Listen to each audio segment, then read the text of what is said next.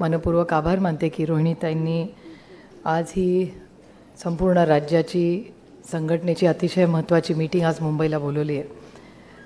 आणि आज राज्यात जे चित्र आहे राजकीय आणि सामाजिक याच्यावर एक सविस्तर चर्चा सकाळपासून आपल्या तुमच्याही भाषणांमधून आली, व्यासपीठावरच्याही भाषणांमधून आली. आणि राष्ट्रवादी काँग्रेस पक्षाचं पुढच्या 1 वर्षाचं धोरण काय असेल, कारण 2 महत्त्वाची इलेक्शन्स आज येत आहेत. 4-5 महिन्यावर लोकसभेचं इलेक्शन आहे आणि 10-11 महिन्यांनी विधानसभेचं इलेक्शन आहे. त्याच्यामुळे पुढचे 12 महिने हे आपण इलेक्शन मोडमध्ये असणार आहे. आणि त्याच्यामुळे त्याची तयारी, संघटना, त्याची बांधणी या सगळ्याची एक सविस्तर चर्चा आणि दिशा काय असेल आपली किंवा पुढच्या वर्षभरात काय कामाची अपेक्षा आहे हे खरं तर आपल्याला या मीटिंगमधून मलाही अपेक्षित होतं की आदरणीय पवारसाहेब आणि जयंतरावांनी आणि रोहिणीताईंनी आपल्याला पुढच्या वर्षभरात आपण सगळ्यांनी काय काम करायचं आहे याची एक दिशा आपल्याला द्यावी, हा या मीटिंगच्या मागचा विचार होता. आज इथे उभी असताना महाराष्ट्राची परिस्थिती जी माननीय देशमुख साहेब आणि राजेश भैयांनी मांडली ही अतिशय गंभीर आहे.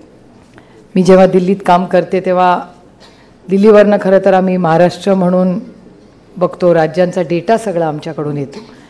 हे दुर्दैव आहे की एक काळ असा होता की महाराष्ट्राचे मुख्यमंत्री दिल्लीत आले म्हणजे राजकीय भूकंप होणार अशी एक भीती सगळ्यांना वाटायची.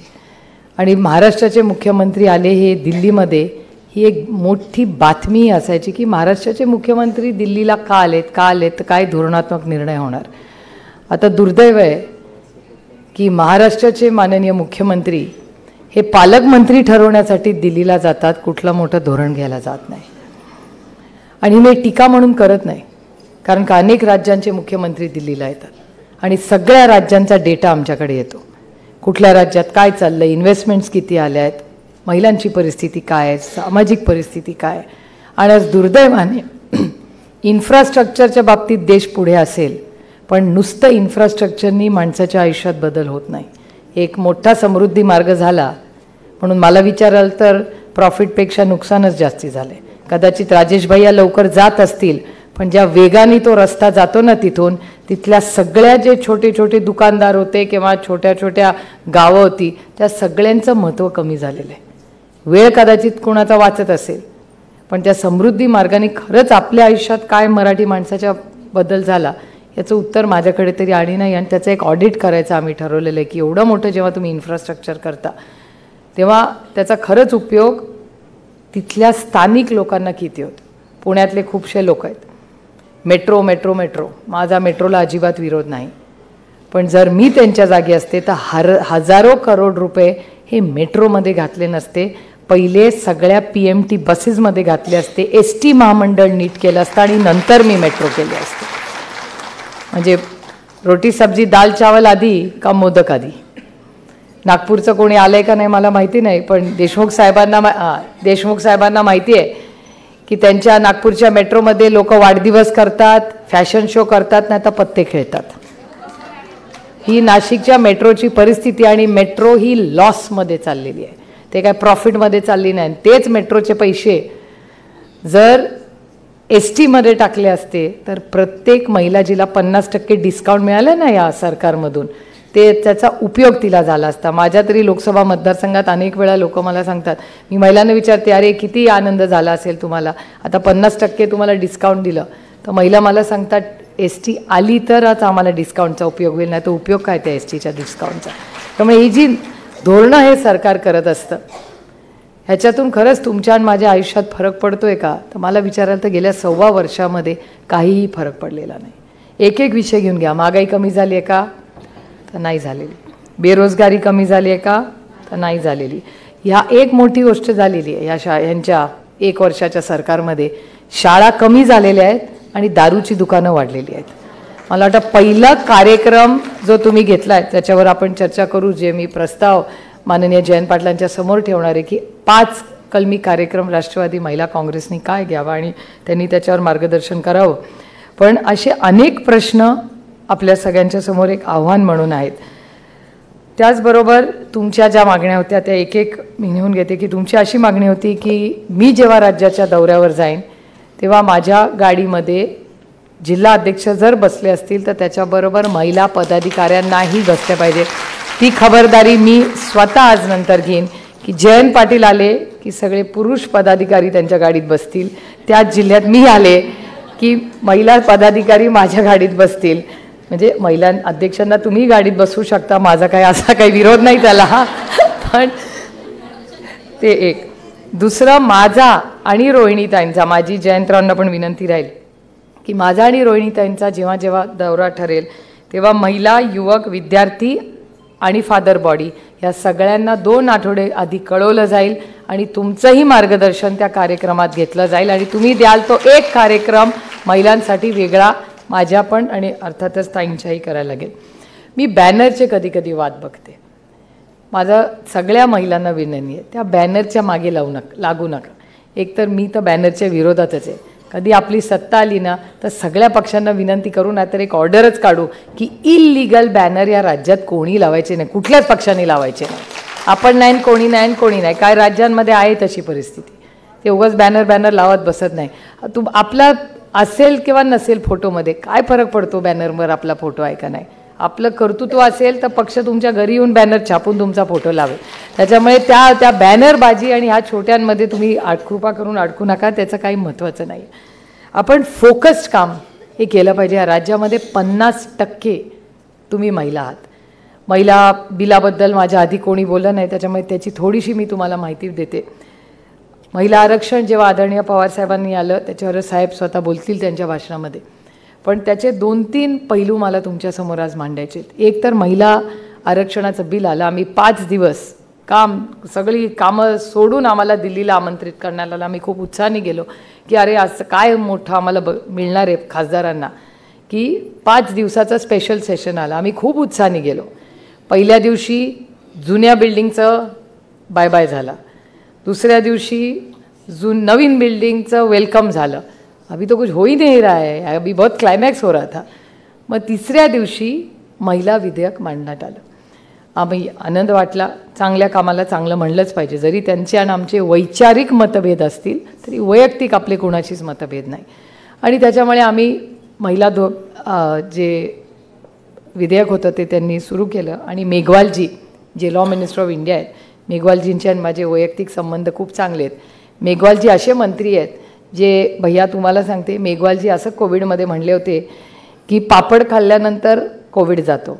आता तुमचा अनुभव मला माहिती नाही काय आहे, पण मेघवालजी फेमस आहेत. त्याच्यामुळे देशात सगळ्यांना कळलं की मेघवालजी कोण आहेत, कारण का ते असं विधान त्यांनी इलेक्शनला केलं होतं, आपलं कोविडच्या काळात केलं होतं. पण बिचारे चांगले आहेत. त्यांनी ते विधेयक मांडलं. आम्ही सगळ्यांनी त्यांना दादी दिली. आणि आता नवीन कम्प्युटर काढले. आमच्यासमोर कम्प्युटर असतात पार्लमेंटमध्ये नवीन. आणि माझ्या शेजारी माझे दुसऱ्या भागात तिथे मनीष तिवारी बसले होते आणि त्यांचा कम्प्युटर सुरू झाला आणि आमचे अजून सुरू झाले नव्हते, कारण का ते स्लो चाललं होतं सगळं. आणि ते मोठ्या मोठ्याने हसायला लागले जेव्हा आम्ही टाळ्या वाजवत होते. तर आम्ही म्हटलं, मनीष हंस क्या रहे यार, अच्छा विधेयक है, इसे तुम इधर आओ, ये और एक जुमला है. म्हणजे कैसे जुमला है, ये तो महिलाओं का विधेयक है, इसे तुम देख लो. आणि जेव्हा आम्ही ते बघितलं तेव्हा आमच्या लक्षात आलं की क्लॉज 3 मध्ये असं लिहिलेलं आहे की महिला आरक्षण होणार आहे, पण कधी होणार आहे ते डिलिमिटेशन झाल्यावर. ह्या देशामध्ये नवीन मतदारसंघाचं डिलिमिटेशन हे 2027 मध्ये होणार आहे. आणि जनगणना झाल्याशिवाय पहिली जनगणना होईल, त्याच्यानंतर डिलिमिटेशन होईल, त्याच्यानंतर विधेयक होईल. म्हणजे तुम्हाला तुमचं नाव लिहिलं आहे, चेकवर सही केलेली आहे, त्याच्यावर अमाऊंट घातलेला आहे, पण त्याच्यावर तारीख लिहिलेली नाही आहे. त्याच्यामुळे हे सगळं जे महिला विधेयक आहे हा एक मोठा जुमला आहे. त्याच्यामुळे मला असं वाटतं की 5 दिवस आम्हाला जो बोलून खटाटोप केला त्याचा अगदी देशाचा पण वेळ. 1 दिवस पार्लमेंट चालवायला 5 कोटी रुपये लागतात. 25 कोटी रुपये त्यांची हाऊस म्हणून जुमलेबाजीसाठी भारतीय जनता पक्षाने वाया घालवले आहेत. आणि मी या गोष्टीचा जाहीर निषेध करते. महाराष्ट्राने त्याची अंमलबजावणी 1 वर्षाच्या आत केली होती. ह्यांना अंमलबजावणी करायला 10 वर्ष लागणार आहेत. त्याच्यामुळे महिला आरक्षण ना विधानसभेत मिळणार आहे ना लोकसभेला मिळणार आहे. 2024मध्ये आपल्या पदरात काही पडणार नाही आहे. त्याच्यामुळे हा फुल ती जुमलेबाजी होती, हे तुम्ही सगळ्या महिलांना माहिती असलं पाहिजे. त्याचबरोबर दुसरा एक भैयांच्याही भाषणात जी गोष्ट आली तेच मी स्वतः नांदेडला जाऊन आले, तेही अनेक ठिकाणी जाऊन आले.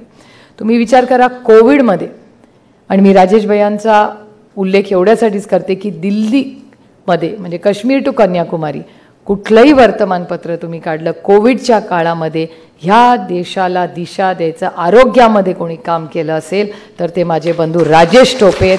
हे उभ्या महाराष्ट्राने देशाने पाहिलेलं आहे. आणि सगळ्यात मोठी गोष्ट की त्यांच्या आई ICUमध्ये होत्या. आई ICUमध्ये असली तरी राजेश भैया एक दिवस घरी थांबले नाही. कोविड ते आणि अनिल देशमुख साहेब याची जोडी होती. ते होम मिनिस्टर होते आणि हे आरोग्यमंत्री होते. जेव्हा मास्क कसं आपल्याला कोविड होतं हे कुणालाही काही माहिती नव्हतं. सगळे लॉकडाऊनमध्ये बसले होते. पण सगळ्या मंत्रिमंडळात सगळ्यात जास्ती त्या काळात दौरे कोणी केले असतील तर ते देशमुख साहेब आणि राजेश टोपेंनी हे त्यांचं सगळं काम उभ्या महाराष्ट्राने पाहिलेलं आहे. आणि त्यांना काय मिळालं? राजेश टोपेंना तुम्हाला माहिती आहे की त्यानंतर आता नांदेडला ते गेले, औरंगाबादला गेले आणि त्यांनी सांगितलेली गोष्ट खरी आहे की दोन्ही ठिकाणी हलगर्जीपणामुळे ते गेलेले आहेत. त्याच्यामुळे नांदेड, ठाणे, नागपूर आणि संभाजीनगर या चारही ठिकाणी ज्या गोष्टी झालेल्या आहेत हे या खोके ट्रिपल इंजिन सरकारने या लोकांची हत्या केलेली आहे. हा माझा या सरकारवर आरोप आहे. त्या आईचं दुःख हे काय नवीन काल केलं, ताई म्हणत होत्या मगाशी विद्याताई, लेक लाडकी नावाची तुम्ही स्कीम केली. जेव्हा ती लेक लाडकी गरोदर होती आणि तिला मूल झालं, ते मूल झाल्यानंतर तुमची लाडकी लेक एका मुलाला जन्म देते, तिला एवढ्यासाठीच औषध तिथे मिळालं नाही. कारण का कोणीतरी प्रशासनातलं म्हणत होतं की नाही तुम्ही बातम्या बाहेर देता, तुम्हाला संधी मिळणार नाही. आणि ह्या राज्याचे मुख्यमंत्री आणि मुख्यमंत्री नंबर 1, मी त्यांना नंबर 1 का म्हणते, ते परवा एका कार्यक्रमाला गेले होते आणि त्यांची सगळी सोशल मीडियाची नंबरची टीम धावपळ करत होती. त्याच्यावर लिहिलं होतं DCM 1 DCM 1 DCM 1. म्हणजे DCM 1 कोण आहे? ते म्हटले DCM 1 म्हणजे देवेंद्र फडणवीस. म्हटलं 1 आणि 2 कोणी त्यांना सांगितलं? ते म्हटलं त्यांनीच ठरवलं आहे. म्हटलं त्यांना कोणी सांगितलं की ते 2 आहेत आणि हे 1 आहेत? दोघंही एकच आहे, ते DCMच आहे, त्याच्यात 1 आणि 2 कुठे आलं? ते म्हणले नाही, त्यांच्या सगळ्या टीमवर टी-शर्टवर. आणि मी हे सांगत नाही, यांना विचारा, एवढे कॅमेरे लावलेत ना, त्यांना विचारा की DCM 1 असे शर्ट घालून ते DCM 1 वाले सगळीकडे फिरत होते. ते दोघांना पालकमंत्री बदलण्यासाठी दिल्ली दरबारी जायला वेळ होत्या, पण त्याच प्रायव्हेट प्लेननी नांदेडला जायला त्यांना वेळ नव्हता, जिथे ही लेक लाडकी रडत होती. आणि ती 12 अशा लाडक्या लेकींच्या या महाराष्ट्रांची मुलं 24 तासात दगावली आहेत. त्याचं उत्तर कोण देणार? ही हत्या नाही आहे?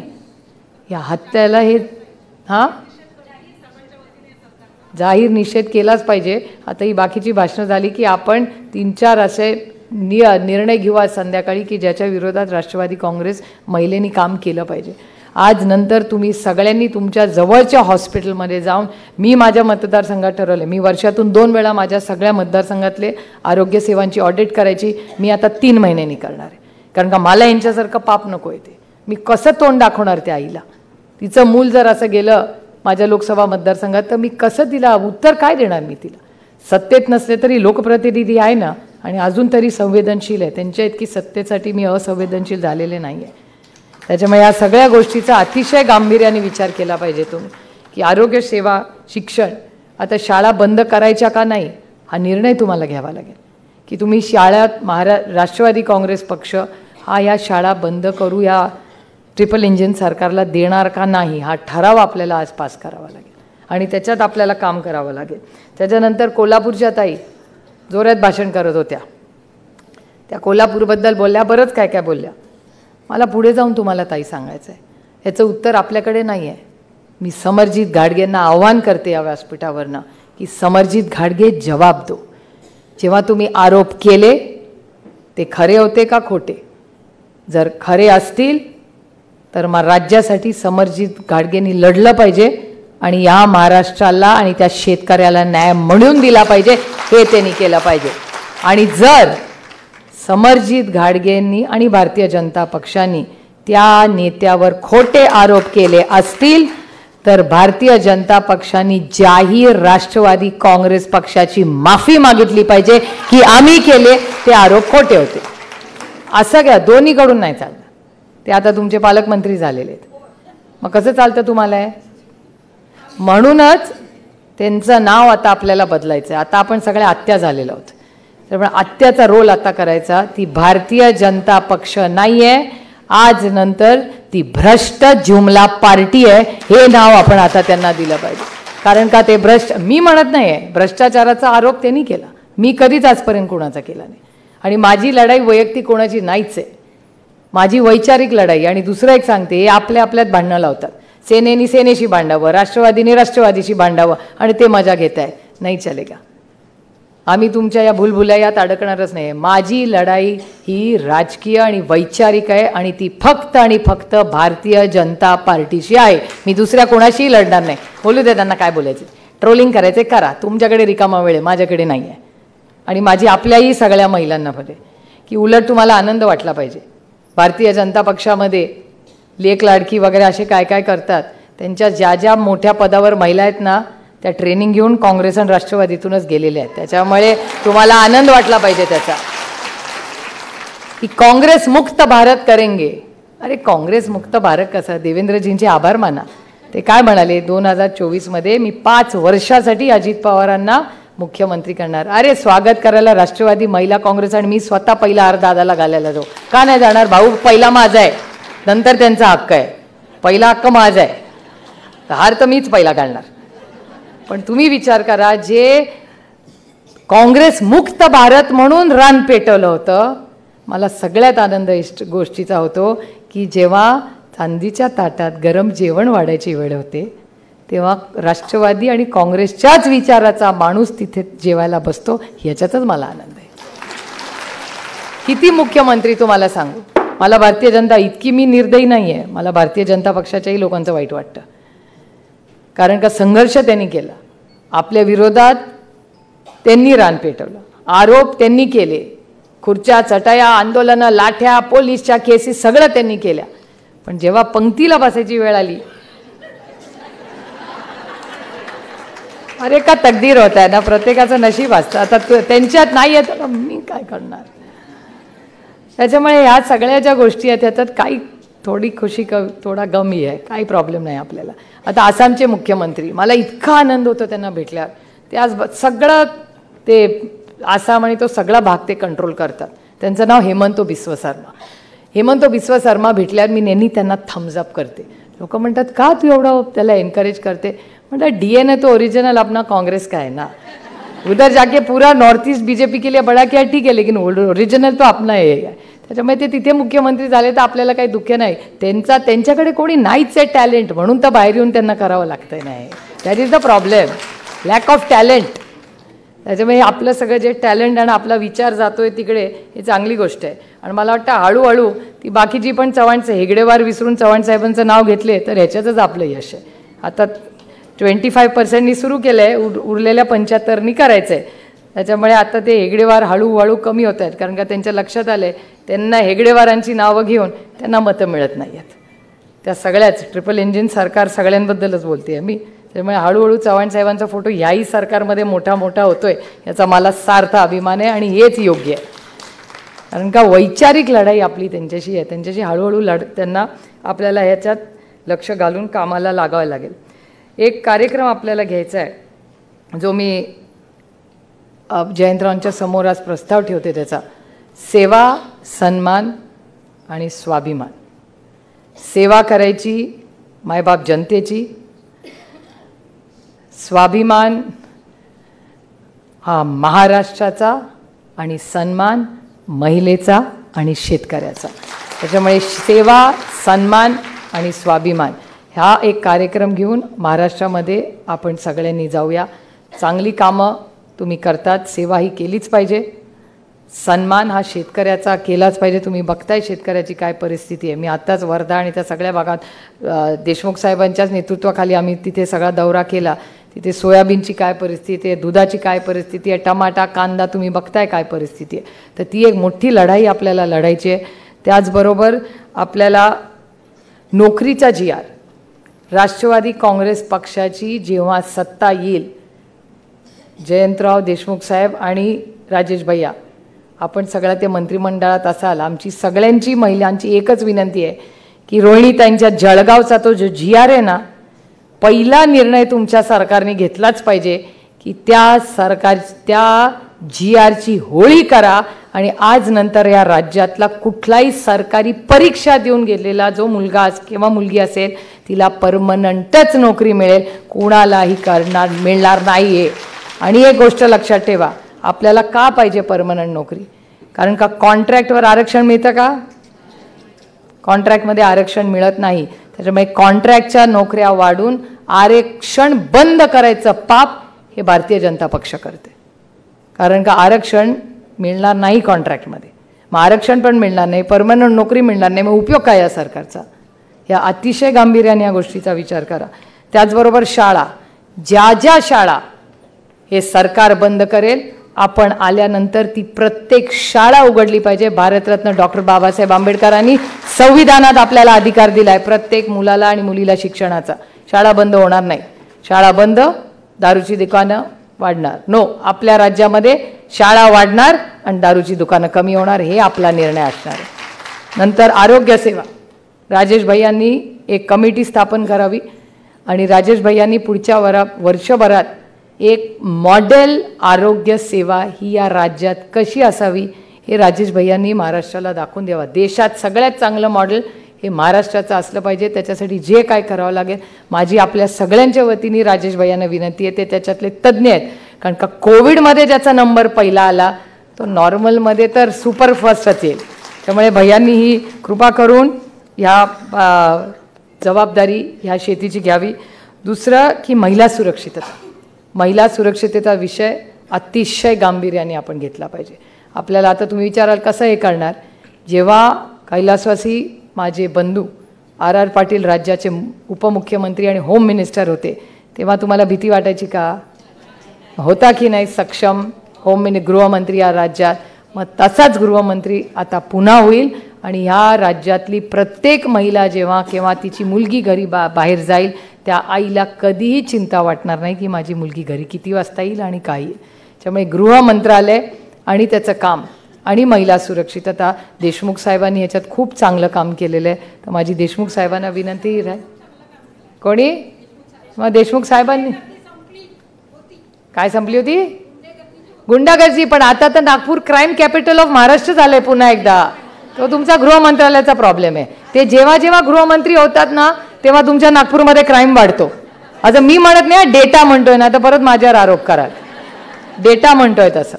त्याच्यामुळे ती जर तुम्हाला मान्य असेल तर आपण देशमुख साहेबांना विनंती करू की तुम्ही एक मोठा प्लॅन करा की ह्या राज्यातली प्रत्येक महिला सुरक्षित कशी राहील ह्याच्यासाठी त्यांनी आपल्याला मार्गदर्शन करावं.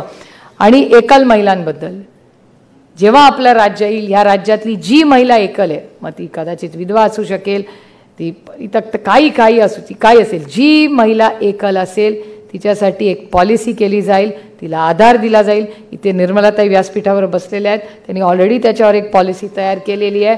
आपल्याकडे एकल महिलांसाठी पहिली पॉलिसी करणारं राज्य हे आपला महाराष्ट्र असेल आणि कुठलीही महिला त्याच्यानंतर स्वतःला मी एकटी असं म्हणणार नाही. त्याच्यासाठी यंत्रणा उभी करू. त्याचा सगळा प्रोजेक्ट निर्मलाताईंकडे तयार आहे, त्याची फक्त अंमलबजावणी करणं गरजेचं आहे. आणि प्रत्येक जिल्ह्यात नाही, प्रत्येक तालुक्यामध्ये तुमच्या हक्काचं बचत गटासाठी मार्केटिंगसाठी एक यंत्रणा उभी राहील. त्याच्यात तुमचा ठरलेला दिवस असेल, वार असेल, तिथे तुमच्या हक्काचं दुकान असेल. त्या दुकानाचं पहिलं वर्ष आम्ही भाडं भरणार नाही, पण एक व्यवसाय म्हणून आपण बघूया. आणि जर वर्षभरात स्वतःच्या पायावर उभं राहिलो तर सरकारला आपण भाडं देऊ, पण आम्हाला तो गाळा द्या. आम्ही स्वाभिमानी महिला आहोत, आम्हाला कोणाचं काय फिकट नको. आम्ही पैसे कमवू आणि सरकारलाही मदत करू. पण ह्या सगळ्या असे अनेक धोरणं हा कार्यक्रम आपल्याला करायचा आहे. आपण राजकारणात फक्त त्यांचा टीका करण्यासाठी आलेलो नाही आहे. आपण काय लोकांना देणार ह्याच्यात आपल्यामध्ये क्लॅरिटी असली पाहिजे. त्याच्यामुळे आपण एक कार्यक्रम ठरवूया आणि तो कार्यक्रम घेऊन सर्वसामान्य मायबाप जनतेच्याकडे जाऊया. एक चांगली संघटना ही राष्ट्रवादी काँग्रेस पक्षाकडे आहे. आपला विचार पक्का आहे. आणखीन एक मी गोष्ट तुम्हाला सांगून माझं भाषण संपवते की हे म्हणत असतात की लेक लाडकी लेक लाडकी. कुणाला सांगता येते? हे महिलांचा द्वेष करणारा पक्ष आहे. मी फार जवळून त्यांना दिल्लीमध्ये पाहते. कुठल्याही महिलेला काही न्याय देत नाही. आता पार्लमेंटची बिल्डिंग उघडली, एका महिलेचा मान होता उघडं, ती बिल्डिंगला ओपनिंगला जायचं, दिला का तो मान महिलेला? नाही दिला तो मान. त्याच्याबरोबर नुसतं नाव. आता मी विचार करत होते, आमच्या सुषमा स्वराज त्यांना एकदा तिकीट कापलं, सुमित्रा महाजनांना तिकीट परत नाही दिलं, पंकजाताई पूनम ह्या सगळ्या लेखीच आहेत ना, आणि लाडक्या लेखीच होत्या त्यांच्या वडिलांच्या. मग त्यांच्यावर ज्या पद्धतीने अन्याय चालला, आणि मी राजकीय बोलत नाही हा, ती कुणाची तरी मुलगी आहे, राजकारणाच्या वेळीच राजकारण, पण माणुसकी आहे का नाही? पण ह्यांच्यात माणुसकी नाही, हा भाग वेगळा. कारण का त्यांचा सगळा वेळ पक्ष फोड कुटुंब फोड ह्याच्यातच जात असतो. त्याच्यामुळे त्यांना बाकीच्या कशासाठीच वेळच नसतो. त्याच्यानंतर आपल्या रोहिणीताईंची बहीण, ती पण कुणाची तरी लाडकी लेकच आहे. तिच्या नवऱ्याला 2 वर्ष जेलमध्ये गिरीशची कुठलीही चूक नसताना खडसे साहेबांना त्रास द्यायचा म्हणून त्यांच्या लाडक्या लेकीच्या नवऱ्याला जेलमध्ये टाकलं. असलं राजकारण करायचं आहे का आपल्याला? त्याच्यामुळे ह्या सगळ्या गोष्टी. मेधाताई कुलकर्णींचं तिकीट कापलं की नाही? त्याच्यानंतर ह्यांचाच जळगावचं, तिथे स्मिता वाघ नावाच्या एक महिला होत्या, त्यांना तिकीट दिलं होतं, ते कापून मला वाटतं त्या उमेश पाटलांना दिलं. करेक्ट? आणि उमेश पाटलांवर आता अट्रॉसिटी झाली आहे, माहिती आहे ना, त्या डीनला काहीतरी जाऊन करायला लावला उद्योग. हे असलं जे घाणेरडं राजकारण आहे ना, हे राजकारण आपल्याला बदलायचं आहे. आणि सुसंस्कृत महाराष्ट्राचं, तुम्ही चव्हाण साहेबांच्या नावाच्या वास्तूमध्ये बसलेला इतका सुसंस्कृत नेता या देशामध्ये नाही. जसे संस्कार आज आपल्याला चव्हाण साहेबांचे आहेत, त्यांचं नाव घेऊन आपण समाजकारण राजकारण करतो, त्या चव्हाण साहेबांनी नेहमी सुसंस्कृतच राजकारण केलं आणि कधीही सुडाचं राजकारण केलं नाही. आदरणीय पवारसाहेब माझे वडील म्हणून नाही, पण इतक्या लोकांनी त्यांच्यावर टीका केली आणि आजही करतात, पण ते कधीच काही बोलत नाहीत. मी त्यांना म्हणते कधीतरी, उत्तर द्या. Silence has a big power. आपल्याला पण शिकायचं आहे. गप्पा बसण्यात एक खूप मोठी ताकद असते. पण एकच आहे, ते इतकं कमी बोलतात, मग आपल्याला बोलायला लागतं, नाही तर ह्यांचं कसं चॅनल चालणार? कारण का मग सगळे चॅनलवाले हेच बोलणार, पवारसाहेब गप्पा बसणार, मग स्टोरी कशी पुढे जाणार? त्याच्यामुळे जितेंद्र आव्हाड, आम्ही थोडं बोलत असतो मधून अधून. जयंतराव थोडं बोलतात, देशमुख साहेब थोडं बोलतात, भैया इतकं बोलत नाहीत ना. ते विषय ते आपले अकॅडमिक कसं असतं, आपले सगळ्यांचे रोल ठरलेले असतात. त्याच्यामुळे मगाशी पण ते बोलताना ते खून हत्या वगैरे असं बोलले नाही. ते काय म्हणाले त्यांच्या स्वभावाप्रमाणे की जर अडचण होती आरोग्य खात्यात, अरे कसलं आरोग्य खातं? त्या आरोग्य खात्याच्या मंत्र्याला सांग राजीनामा दे. काय लावलं इकडे? पाहिजे की नाही राजीनामा त्या मुख्यमंत्र्यांना? मग करा पास. ते तुमच्या घरातली 12 मुलं गेली असती ना, मग आठवलं असतं. दुसऱ्याची जातात म्हणून यांना काय? या गरीबाला काय किंमत नाही या राज्यामध्ये? तुमच्या राज्यात नसेल, पण आमच्या राज्यात केंद्रबिंदू हा तो शेवटचा गरीब माणूस असेल. हे मोठे नसतील. आणि आत्ता जे आम्हाला सुनवतात ना गोष्टी, ते गटतटवाले, त्यांना मला एक गोष्ट सांगायची आहे. खरं मी नाव घेणार नव्हते, पण ते असं उगाच काहीतरी बोलत असतात म्हणून सांगते की त्यांनी महिलांच्या बाबतीत बोलू नये. म्हणजे भारतीय जनता पक्षाने बोलूच नाही, आणि त्यांचे चिंटू मिंटूंनी पण कोणी बोलू नये. कारण का ते आमच्या जेव्हा टीका करतात, पण त्यांना महिलांबद्दल किती प्रेम आहे याचं उदाहरण मी तुम्हाला सांगते. जेव्हा महिला विधेयक पास होत होतं ना, ह्या राज्यातले जे पक्ष आहे ना, ट्रिपल इंजिन सरकार, या ट्रिपल इंजिन सरकारचा एक महत्त्वाचा घटक आहे, त्याचे ते स्वतःला अध्यक्ष म्हणतात. त्या अध्यक्षांनी मतदानाच्या वेळीस ते महिला मतदानाला हजर नव्हते. ते एका मोठ्या बिझनेसमॅनच्या घरी आरतीला गेले होते मुंबईमध्ये येऊन, पण महिला विधेयकाला हजर नव्हते. तुम्हाला असा पक्षाचा अध्यक्ष पाहिजे का असा पक्षाचा अध्यक्ष पाहिजे? हा निर्णय महाराष्ट्राने घ्यायचा आहे. आणि हा महाराष्ट्राचा निर्णय मी खरंच सांगते तुम्हाला, जेव्हा मी बघितलं, मला माहिती पण नव्हतं, मी कशाला मागे वळून बघते कोण मागे बसलंय, कारण का मला विधेयक पास करायचं होतं. आणि विधेयक पास करताना मला कळत होतं हे जुमलेबाजी आहे. आम्ही सगळ्यांनी भाषणं केली, आणि भारतीय जनता पक्षातले पुरुष माझी मैत्रीण कन्नीमोळी माझ्या शेजारी बसली होती, तिचं भाषण सुरू व्हायच्या आधीच हल्ला. अरे हे काय महिला विधेयकावर आम्ही बोलतोय, आम्ही तुमच्या बरोबरीने निवडून येतो, आम्ही काय महिला खासदार म्हणून नाही आलो, खासदार म्हणून आलेलो आहे, स्वतःच्या कर्तृत्वाने निवडून येतो आम्ही. उगाच या पुरुषांनी आम्हाला दाखवू नये त्यांचे डोळे आणि त्यांना शिवे येतात म्हणून आम्ही घाबरणार नाही. Not at all. आम्ही सुसंस्कृत महिला आहोत. आणि ते उभं राहून कटकट करायला लागल्यात. म्हणलं डाऊन. माझी मैत्रीण बोलतेय, बसला गप्प. नंतर केला दुवा. आता त्याच्या विरोधात चालली आहे माझी लढाई. पार्लमेंटमधून सांगितले असले लोक वागणार असतील ना तर घराच्या तिथून बाहेर जायचं, आमच्याशी असं वागायचं नाही. आणि मग म्हणायचं भारतीय माता आहे, हे आम्हाला माता बिता नको, माणूस म्हणून ट्रीट करा, बस झालं, आमच्या आयुष्याचं सार्थक झालं. काय उगाच आम्हाला एवढं सगळं उदो उदो करायची गरज नाही. आणि खरंच नाही, कशाला तुम्हाला ग्लोरिफिकेशन पाहिजे. चंदा मामा, चांद्रयानचं मग चंदा मामा, महिला आरक्षणाचं मग माझे नको आहे आम्हाला हे सगळं. आम्हाला फक्त माणुसकी पाहिजे, आम्हाला एक ग्लोरिफिकेशन नको आहे. आणि मी सगळ्यांना सांगते, महिला खासदार म्हणलं, मी महिला खासदार नाही आहे, मी खासदार आहे. पुरुषही मला मतदान करतात, महिलाही करतात आणि मी दोघांचंही काम करते. त्यामुळे ह्या माइंडसेटमधून आपण बाहेरला पाहिजे. आपलं आहे सगळ्या कसलं काही नाही. प्लीज, आपण सगळ्या शिकलेले आहोत आणि तुम्ही सगळ्याजणी कर्तृत्ववान. प्रत्येक व्यक्तीमध्ये कर्तृत्व असतंच, त्याला फक्त संधी मिळायची असते. माझ्या वडिलांना विचार, इथे बसलेत, मी सगळ्यात लाजारू होते. जितेंद्र आव्हाडनी बघितलं मला, राजेश भैयांनी बघितले. माझा एक काळ असा होता की मी आईच्या पदराच्या मागे लपून बसायची. मला नमस्कार पण कोणाला करता यायचा नाही. लाजायची. माझ्या आईचा बोळा करून टाकायची मी ह्याचा, लाजून तिच्या पदराचा. आज उलटं झालंय 50 वर्षांनी. आई पदर धरते आणि म्हणते आता बस. तशीच परिस्थिती झाली. त्यामुळे प्रत्येकाच्या आयुष्यात येतो, जबाबदारी येतात, सुख दुःख आव्हानं येतात. इसी को दुनिया कहते. यश अपयश येईल नाही, पण यश तुम्ही मंत्री आहात म्हणून तोडलं जात नाही, ते तुमच्या झालेल्या संस्कारावरनं ठरवलं जातं. आज मंत्रालयात खूप मंत्री बसलेले आहेत, पण ते खोके, ट्रिपल इंजिन, गद्दार, काय काय शब्द येतात. कोणाला पाहिजे असलं मंत्रीपद. आणि जर आपण मंत्रिमंडळात असताना अशी लेकरं मरणार असतील, ते असं मंत्रीपद असताना टमाटे आणि कांदे फेकले जाणार असतील, असं मंत्रीपद असताना गरिबी वाढणार असेल, काय करायची अशी सत्ता हो. त्याच्यापेक्षा सुखी राहा आणि आपल्या स्वाभिमानाने जगा. स्वाभिमान हा खूप मोठा असतो. आणि एक लक्षात ठेवा, तुम्ही ज्या वास्तू आणि संस्कारात बसलेला आहात ना, हे चव्हाण साहेबांच्या नावाची वास्तू आहे. जेव्हा जेव्हा हिमालयाला गरज पडली तेव्हा ह्या महाराष्ट्राचा सह्याद्री दिल्लीला गेलेला, या महाराष्ट्राने पाहिलेला आहे. तो दिल्ली समोर झुकत नाही पालकमंत्री पदासाठी. त्याच्यामुळे हे गोष्ट लक्षात ठेवा की हे दोन आपले DCM 1 गलत करू नका. मी DCM 1 बद्दल बोलते. DCM 1 आणि मुख्यमंत्री, पालकमंत्री. आणि मी विचारलं माझ्या वडिलांना त्याची, अरे पालकमंत्री तुम्ही कुठले पालकमंत्री होता हो? म्हणजे एकदा सोलापूरचा होतो. म्हणलं मग नंतर पुढे काय झालं? म्हणलं होतं राज्य. म्हणलं मग एवढा भाऊ कशाला त्या पालकमंत्री पदाचा? म्हणले तुम्हाला राज्याचं मंत्री पडलंय, तुम्हाला एका जिल्ह्याचं काय पडली आहे? मी जर केंद्रात मंत्री झाले ना तर काय एका राज्यासाठी भांडत बसणार नाही मी. अरे पुरा देश मेरा आहे, एका राज्याने काय चाललंय? तर मी राज्याची मंत्री झाले तर राज्याची मंत्री होईन का एका जिल्ह्याची मंत्री होणार नाही? अरे सोच बडी करो यार, इतना छोटा मत सोचो. त्यामुळे तुम्ही पण सोच बडी करा. आता इलेक्शनला लढा जरा सगळ्यांची. आणि आता ते माझे अश्रू झाले, आता अश्रूंची झाली फुलं, आता जाऊ दे.